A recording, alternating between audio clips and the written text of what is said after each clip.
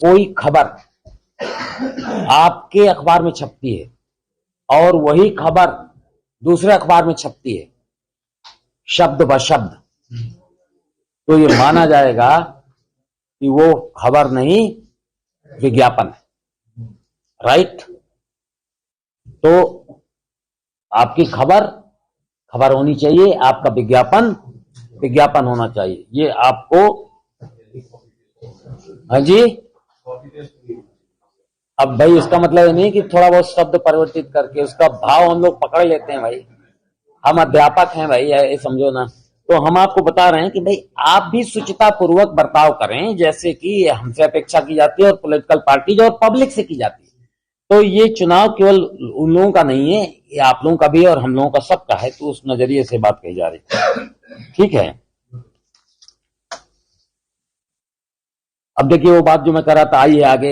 एक ही उम्मीदवार की सफलता का अनुमान लगाना, फला चल रहे हैं रेस में आगे, इस टाइप की जो खबरें आप प्रकाशित करते हैं वो मतदाताओं को दिग्भ्रमित करती हैं। और इसीलिए आप देखते होंगे इलेक्शन डिक्लेरेशन के साथ ये जो आपका ये जो पोल सर्वे होता है उस पर रोक लग जाती है और एग्जिट पोल पे भी रोक लग जाती है तब तक जब तक कि सारा निर्वाचन कंप्लीट नहीं हो जाता। इसके बाद पहले फेज वाइज आप एग्जिट पोल करते थे, अब नहीं है। अब जब सारे फेज खत्म हो जाते हैं और मतगणना केवल रह जाती है, तब किसी पर प्रभाव पड़ने वाला नहीं हो, तो भविष्य उसका ईवीएम में कैद हो गया, तब आप अपना एग्जिट पोल दे सकते हैं। तो इन बातों का ख्याल रखना है आपको, जिम्मेदारी ज्यादा है। एक बात ध्यान रखिएगा, सोशल मीडिया में डाली गई कोई भी चीज आप सोचो कि अब ये हमारे रडार में नहीं है तो आप चूक करेंगे, क्योंकि न केवल आप क्रिमिनल एक्ट कर रहे होंगे बल्कि आप हरदम के लिए बैन हो जाएंगे। जो दंड मिलेगा वो अलग है, और ये किया जा चुका है चंदौली के केस में और कहीं दूसरी जगह के केस में। गलत खबर प्रकाशित किया सोशल मीडिया में ईवीएम को लेकर और उनको लेकर क्रिमिनल मुकदमा हो गया। और मैं आपको बता दूं, इसके लिए स्टेट नोडल ऑफिसर की तैनाती पुलिस के द्वारा की जा चुकी है, जो आपके कंटेंट को ब्लॉक करने के लिए, डिलीट करने के लिए संज्ञान लेकर जिस भी आपके प्लेटफॉर्म में ये है, यूट्यूब, व्हाट्सएप, जिस पे भी है, तो वो सोशल मीडिया का जो भी प्लेटफॉर्म है वहां से बैन तो होगी, आपका पर्पस डिफीट करेगा, उसका खंडन आएगा। लेकिन इतना काफी नहीं कि आपने एक शैतानी कर दिया और निकल गए, उसको लेकर क्रिमिनल कार्रवाई भी हो जाएगी। तो ये नया एक बात है जो समझने की जरूरत है। दूसरे, हम और आप कई बार असावधानी पूर्वक जो सामग्री आती है उसको आगे परोस देते हैं। आपको आया, आपने उसको आगे भेज दिया। एक जिम्मेदार शहरी और नागरिक होने के नाते आप लोगों से भी अपील है और आपके बहुत सारे अनियंत्रित साथियों से भी मेरी अपील है कि वो बिना सोचे विचारे इसको आगे फैलाए ना, क्योंकि आपके हाथ में जो इंस्ट्रूमेंट है वो दोधारी तलवार है, उसका खामियाजा आपको भी भुगतना पड़ सकता है। ये धमकी भी है और सुझाव भी है।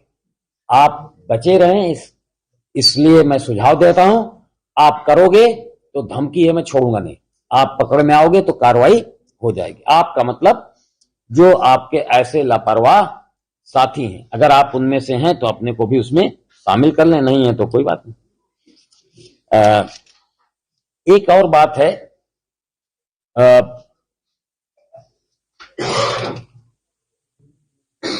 जो हमारे